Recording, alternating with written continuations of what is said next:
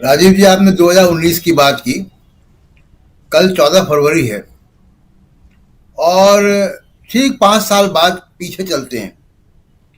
14 फरवरी की शाम को एक घटना हुई पुलवामा की और उसने इस देश के चुनाव को, राजनीति को बदल दिया। और ठीक 5 साल बाद किसान सड़कों पर हैं, बेरोजगार युवा सड़कों पर है, टीचर सड़कों पर है, बिहार में, मध्य प्रदेश में युवा सड़कों पर है, देश भर में लोग सड़कों पर हैं। तो इस बार का चुनाव अलग तरीके के माहौल में होगा, ये बात तो तय है। मोदी जी मंदिर का उद्घाटन अयोध्या से लेकर अबू धाबी तक करें, लेकिन जो सड़क पे हो रहा है, भारत के चुनाव में इसका एक रिफ्लेक्शन हमको देखने को मिलेगा।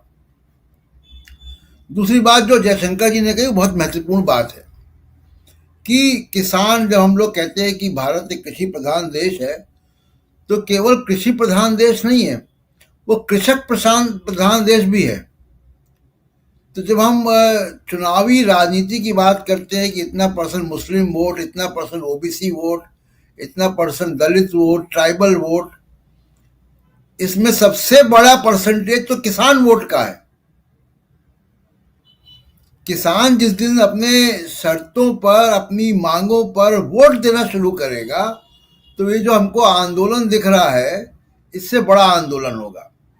दूसरी बात राजीव जी की, कांग्रेस ने एक बड़ी घोषणा की, ऐतिहासिक घोषणा है।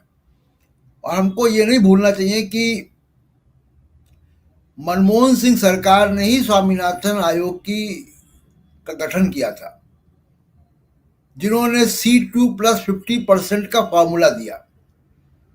ये C2+50% को अगर मोटा मोटा हम एक्सप्लेन करें, तो ये है कि जो बीज, खाद, श्रम की लागत है उपज में, उसमें जमीन का जो रेंट है उसको भी ऐड करें और प्लस 50%, तब वो बनता है। और ये जो व्हाट्सएपिया मिडिल क्लास है, जिसको जिसको दिल्ली की ट्रैफिक की समस्या बहुत बड़ी नजर आ रही है, उसको अगर कल ये कह दिया जाए कि आपकी तनख्वाह अगले महीने सिर्फ जो बेसिक सैलरी वो मिलेगी, उसमें से DA, HRA, प्रोविडेंट फंड सब कट जाएगा, तो इस व्हाट्सएपिया मिडिल क्लास को समझ में इसकी तो नींद उड़ जाएगी, क्योंकि लगभग आधी तनख्वाह निकल जाएगी। जो किसान को MSP के तौर पर मिल रहा है, वो बेसिक सैलरी भी नहीं है। अभी 2 दिन अगर किसान आजादपुर मंडी में और साहिबाबाद मंडी में सब्जियां बेचना बंद कर दे, तो ये फिर 200 रुपए किलो टमाटर खरीदेगा। यही व्हाट्सएपिया मिडिल क्लास दिल्ली का, जिसको अभी ट्रैफिक को लेकर बड़ा चिंतित है। और किसानों को बदनाम करने के काम फिर शुरू हो गया है, जैसे पिछली बार हुआ था। हेमंत बिस्वा शर्मा, मोदी के बहुत खास और असम के मुख्यमंत्री, बड़बोले मुख्यमंत्री, उन्होंने फिर किसानों को एक फर्जी फोटो लगा के डाकू बता दिया। ये डाकू हैं किसान। उनकी प्लेट से अगर किसान हटा दे, तो उनका जो लहीम सहीम शरीर दिखता है, उसका क्या होगा? ये संवेदनहीनता जो हमारे समाज में है, राजनीतिज्ञों के बीच में, मध्यवर्ग के बीच में, ये बहुत बड़ी जो है समस्या है। याद कीजिए कि जब मुंबई में किसान घुसे थे, तो वहां के मध्यवर्ग ने किसानों के पैर में पट्टियां बांधी थी, उनको पानी दिया था, खाना दिया था। और ये दिल्ली का या उत्तर भारत का जो मध्यवर्ग है, जो सुबह शाम व्हाट्सएप में रहता है, इसमें इतनी संवेदनहीनता है। और इसके जो नेता हैं, जो इनके हीरो हैं, वो बता रहे हैं कि ये डाकू है किसान, ये खालिस्तानी है। तो किसानों को, और अभी मोदी सरकार का मैं एक आंकड़ा दे दूंगा, अगर बहुत लंबा समय हो जाएगा, मैं एक आंकड़ा दे देता हूं केवल राजीव जी, कि 1 लाख से ऊपर मोदी सरकार के शासनकाल के दौरान किसान आत्महत्या कर चुके हैं। मैं एक आंकड़ा देता हूं जो एनसीआरबी का आंकड़ा है।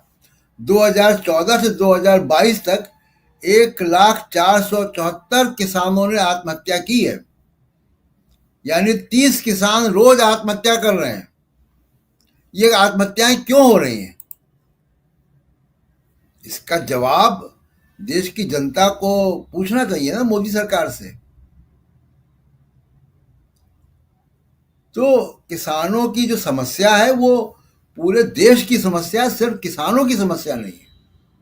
और किसान के बच्चे को भी कपड़े पहनने हैं, उसको भी स्कूल जाना है, किसान भी बीमार पड़ता है, उसको भी इलाज कराना है, उसको भी कभी कभी अपना एमआरआई और ब्लड टेस्ट कराना पड़ता है। उसके पास पैसे कहाँ से आएंगे? उसको हक नहीं कि उसके स्कूल के बच्चे जो स्कूल के बच्चे अच्छे शिक्षा प्राप्त करें? क्यों मिडिल क्लास को डीए चाहिए, इन्हीं को एचआरए चाहिए, इन्हीं को टैक्स रिबेट चाहिए? किसान को नहीं चाहिए क्या टैक्स रिबेट? किसान को किसान को ये सब सुविधाएं नहीं चाहिए कि उसका बच्चा जो है वो भी पढ़े? तो ये जरा संवेदनहीनता जो है समाज में, इसको ये बहुत बड़ी समस्या है राजीव जी। जी राजीव जी, सवाल विपक्ष और सरकार का नहीं है। जहां तक 370 सीटें या 400, ये कोरा नारा है और इसको संख्या के आधार पर इसकी अरिथमेटिक जो है किसी वक्त मैं समझा दूंगा, कल या परसों जब भी मौका लगेगा। आज वक्त कम है, आज किसानों की बात की जाए। देखिए, मोदी जी ने वादा की दो बातें। मोदी जी की तपस्या में कमी कब रह गई थी? जब उत्तर प्रदेश के चुनाव सर पे आ गए थे, तब इनकी तपस्या में जो है कमी की बात आई थी और वो टीवी पे आए थे और तमाम सारी बातें किसानों की गई थी। किसानों की आय दुगनी करने की बात मोदी जी ने की थी 2022 में, कि 2022 में किसानों की आय दुगनी हो जाएगी। मैं एक सर्वे आपको बताना चाहता हूं जो कि सरकार का ही सर्वे है, situation assessment survey of agriculture house hold 2021 का। इस सर्वे के हिसाब से 2018-19 में किसानों की जो औसत पारिवारिक आय थी वो 10,218 रुपए थी। ये जो दिल्ली का व्हाट्सएपिया मिडिल क्लास है, ये 10,218 रुपए में रह के दिखा दे मुझे। ये जो वकील साहब हैं जो पीआईएल करने गए, ये 10,218 रुपए में रह कर दिखा दें और अपने बच्चों को डीपीएस और मॉडर्न स्कूल में भेज कर दिखा दें। और यही जिसकी राकेश जी बात कर रहे हैं कि एक उन्नत समाज में क्यों बेल्जियम का समाज या फ्रांस का समाज या दूसरे समाज हमसे आगे क्यों है? क्यों वो देश उन्नत हैं? क्यों हमको हवाई जहाज उनसे खरीदने पड़ते हैं? क्योंकि उनके किसान जब आते हैं शहर तो उनका मिडिल क्लास सड़क के पास खड़े होके उनको सलाम करता है, वो रोता नहीं है।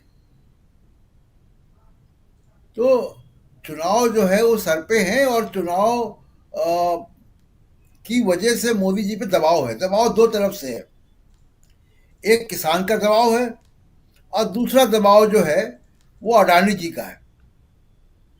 किसान की मदद करेंगे तो अडानी जी को घाटा होगा और अडानी जी की मदद करेंगे तो किसानों का के साथ अन्याय करेंगे। तो वो मीडिया का भरोसा, मीडिया का सहारा लेकर राम मंदिर वगैरह वगैरह हिंदू मुस्लिम की पॉलिटिक्स करके ही वो करेंगे। दूसरा देखिए कि कैसे कैसे राजनीति जो है वो खत्म हो रही है जो इनके साथ जा रहे हैं। किसानों के आधार पर राजनीति करते थे चौधरी चरण सिंह, जिनको भारत रत्न मिला, और उनके पोते ग्रैंडसन जयंत चौधरी अभी गए हैं और वो किसान का नहीं कह पा रहे हैं जी। और ना नीतीश कुमार जातिवार जनगणना का जा कह पा रहे हैं। तो उनसे भी किसान की राजनीति छिन गई जयंत चौधरी से। सोचिए, राष्ट्रीय लोकदल किसानों की पार्टी है, किसान सड़क पे है और जयंत चौधरी हिंदू मुसलमान कर रहे हैं। तो राजनीति इसी पे इसी चुनाव में ये देखने को मिल जाएगा राजीव जी कि किसान की ताकत कितनी है। और हो सकता है कि मोदी जी को तपस्या जो है वो फिर याद आ जाए, क्योंकि चुनाव सर पे आएगा तो जी राजीव जी। बिल्कुल, हो सकता है।